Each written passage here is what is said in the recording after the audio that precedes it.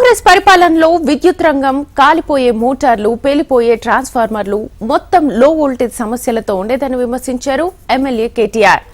ఎప్పుడో అర్ధరాత్రి వచ్చే కరెంటు కోసం బావుల దగ్గర పడుకునే పరిస్థితి ఉండేదన్నారు.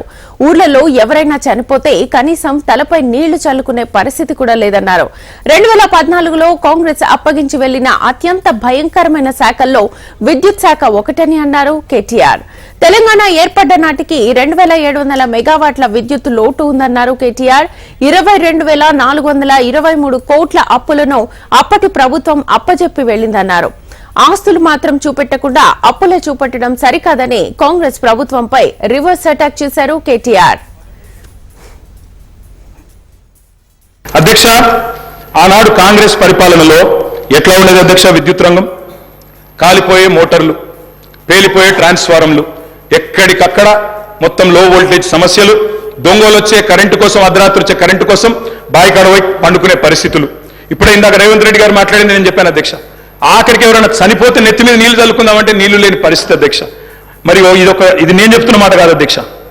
ఈనాడు పేపర్లో రాసిన వార్త 2009 నుంచి 13 మధ్యలో 2009 నుంచి 13 మధ్యలో 4 ఏళ్లలోనే 8,198 మంది రైతులు కరెంటు షాక్లతో అధ్యక్ష. ఇది బలవన్మరణాలు కాదు, ఆత్మహత్యలు కాదు, కేవలం కరెంటు షాక్లతో చచ్చిపోయిన రైతులే 8,198. ఇవాళ 55 ఏళ్ల చరిత్ర తీస్తే చక్రొచ్చి పడతారు నేను చెప్పాది అధ్యక్ష. టీఎస్ ట్రాన్స్కో అధ్యక్ష, ఇంకొక మాటలో చెప్పాలంటే అధ్యక్ష, వీళ్ళు అప్పచెప్పిపోయినాడు 2014లో విద్యుత్ శాఖ అతి భయంకరమైన శాఖ అధ్యక్ష. అతి భయంకరమైన శాఖ, అత్యంత దురవస్థలో మాకు అప్పచెప్పిపోయినారు. అప్పచెప్పిపోయినప్పుడు ఏంది అధ్యక్ష పరిస్థితి? 2700 మెగావాట్ల కరెంటు లోటు ఆ రోజు తెలంగాణ ఏర్పడ్డ నాడు. 22,423 కోట్ల అప్పులు మీరు అప్పచెప్పినాడు మాకు. 22,423 కోట్ల అప్పులు అధ్యక్ష. ఆనాడు ఇది ఆ రోజు మీరు అప్పచెప్పినప్పుడు అప్పులు 22,000, లోటు 2,700 అధ్యక్ష. ట్రాన్స్కో ఆస్తులు అధ్యక్ష, లెక్క వాళ్ళేమో అప్పులు చెప్పారు, నేను ఆస్తులు చెప్తున్నా. ట్రాన్స్కో ఆస్తులు వాళ్ళు అప్పచెప్పిపోయినాడు మాకు 2014లో 7,461 కోట్లు.